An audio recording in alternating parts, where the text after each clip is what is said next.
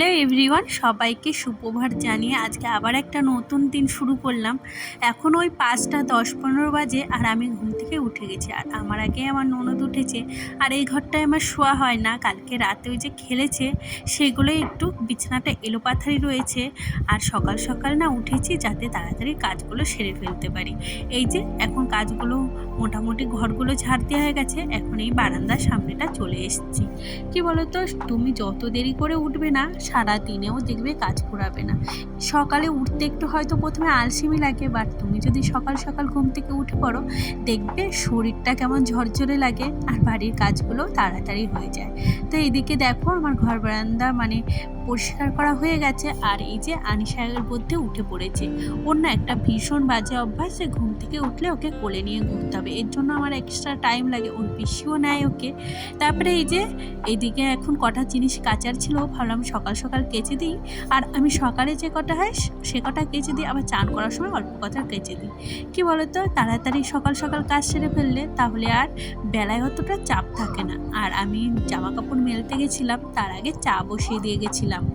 কি বলতো, এই কাজগুলো না একটু বুদ্ধি খাটিয়ে করতে পারলে কি হয়, সেগুলো তোমাকে আর দেখো আমি চাটা বসিয়ে দিয়ে গেছি, এর মধ্যে হয়ে গেছে। আর চা আজকে আমি খাইনি, আমার ননদ খেয়েছে আর আমার হাজব্যান্ডই খেয়েছে, ওদের দুজনাকে দিয়ে দিই। এদিকে আমি আনিশাকে রেডি করে দিয়েছি। এই যে এখন টাটা করে বেরিয়ে যাচ্ছে। আর এখন মোটামুটি ওই 6:45 বাজে। এর মধ্যে কিন্তু প্রায় আমার অনেকটা কাজ এগিয়ে নিয়েছি। আর এখন আমি ঘরটা মুছে নিচ্ছি। কেন বলো তো, বেলা হলে না আমার মোছামুছি সেরকম একটা ভালো লাগে না, বাট বারান্দায় রান্না করি সেটা পরে মুছি, কেননা ওইখানে রান্না হয়, খাওয়া দাওয়া হয়। তার জন্য একেবারে খাওয়া দাওয়ার পর একেবারে ঘরটা মুছে নিই, তাতে পরিষ্কারও থাকে। না হলে ওই ডবল করে খাটনি করতে হয়। আর এই যে খাটটা এখন গুছিয়ে নিলাম। আর খাটটা দেখবে গুছানো না হলে না মনের ভিতরটা বেশ ভাল লাগে না।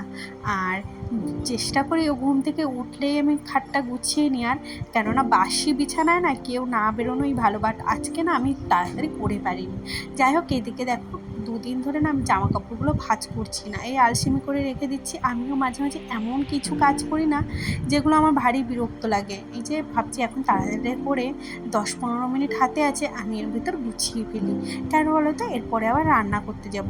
ওই 9:30 10:45 ভিতর কিন্তু ওকে খেতে দিতে হয়, না হলে ওই যে 10:10 ও অফিসে যায়। আর এই যে জায়গার জিনিসগুলো জায়গায় গুছিয়ে রাখছি, যাতে হাতের কাছে হাত বাড়ালে আমি সঙ্গে সঙ্গে পেয়ে যাই। কি বলো তো, এই আলমারি থেকে প্রতিদিন যেহেতু জামা প্যান্ট বের করা হয় তাই গুছিয়েই রাখি। আর এদিকে আমার মেয়ে না কালকে এই আলমারিটা খুলেছিল, যার জন্য দেখছি জামা কাপড়গুলো একটু ওলট পালট হয়ে গেছে। আর এটা করতে করতে আমার একটু আজকে দেরিও হয়ে গেছে, যার জন্য আমার একটু রান্নাঘরে যাবো করে গুছিয়ে একবারে যেতে আসতে দেরি হয়ে গেছে। আর আনিশা যখন স্কুলে গিয়েছে ওর বাবার কাছে বলেছে, বাবা আজকে কিন্তু ডিম খাবো। বাট এই ডিমটা আমি তুলতেই পারছিলাম না ঠিকমতো, কী করে করবো ছেড়ে যাচ্ছিলো, বুঝতে পারছিলাম না। আর দেখো ডিম কিন্তু আমার মেয়ে বায়না করেছে, বাট ও না একটুও খায়নি জানো তো। আর এই ডিমটা না ভাজছিল আমার ননদ। আর আমি যাই হোক, আমার দোকানে একজন এসেছিলো যেহেতু, তার জন্য একটু দোকানে গিয়েছিলাম। আর ডিমটা দেখেছি এইভাবে ভাজা হয়েছিল, তো এটা না ভেজে পিস পিস করলাম, ভাবছিলাম ভেতরে হয়েছে কিনা, তা দেখলাম ঠিকই তো ভেতরে হয়নি জানো তো, ভেতরটা কাঁচাই রয়েছে। ওই যে আবার দুবার করে ভাজতে হলো, যেহেতু কাঁচা রয়েছে ভেতরটা, দেখতেই পাচ্ছ।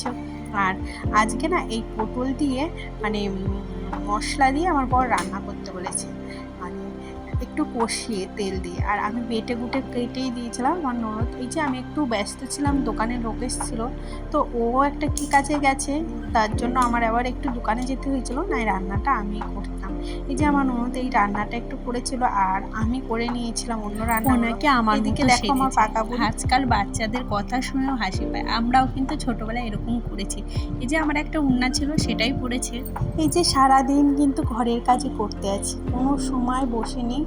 একের পর একটা কাজ সাজানো থাকে, তারপরেও মাঝে মাঝে শুনতে হয় যে কী কাজ করি। আসলে কি বলতো, টাকা ইনকাম না করলে না দেখবে একটু তোমার গুরুত্বটা কমেই যায়। দেখো তুমি যদি আজকে যদি আমি এই কাজ না করে আমি যদি বাইরে কোনো কাজ করতাম, আর তাতে দেখবে তোমার গুরুত্বটা বেড়েই যাবে একটু বেশি। কেননা দেখো, যে কোনো মানুষই যদি টাকা ইনকাম করে না, তার গুরুত্বটা বেড়েই যায়। মাঝে মাঝে ভাবলাম যে বিয়ে করে আবার ভুল করলাম না তো, পড়াশোনাটা তার একটু কন্টিনিউ চালিয়ে যেতে পারতাম, কিংবা অন্য কোনো কাজ শিখে তারপরে মানে বিয়েটা করতে পারতাম, তাহলে কি একটু ইনকাম করতে পারতাম। এই যে আমার এখন সংসার ছাড়া আর কিছুই নেই, এই সংসারে খুঁটিনাটি কাজ করতে করতেই যে সারাদিন চলে যায়।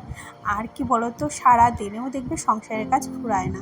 ওই মাঝে মাঝে খুব দুঃখ লাগে, কাকে বলবো বুঝতেও পারি না। আর আজকে একটু ফ্রিজটা ডিপ ক্লিন করলাম, ওই টাইম হয় না তো, এখন মোটামুটি 11:30টার মতো বেজেছিল। আর এটা ডিপ ক্লিন করতে করতে ওই 12:10-15 বেজে গেছিলো। তারপরে কটা বেশ কিছু ছিল না, কটা ফল এই যে ঢুকিয়ে রাখলাম এর ভেতরে। আর কি বলো তো, মাছের ডিমও খানিকটা না রেখে দিয়েছি, যেহেতু আমিও তত মাছের ডিম ভালো খাই না। আর একটা করে লেবু দিয়ে দিলাম। আর এদিকে আমার মেয়ের আবার কান্না, কি জানো, ওর দিদি এসছে, ওর দিদিকে তাড়িয়ে দিতে হবে, মানে এখানে বসতে দেবে না, ওকে হোমওয়ার্ক করাবো। এই যে হোমওয়ার্ক করিয়ে স্নান টান করে এসে এই যে এখন মানে একটু রেডি হচ্ছি। তো আজকের মতো টাটা।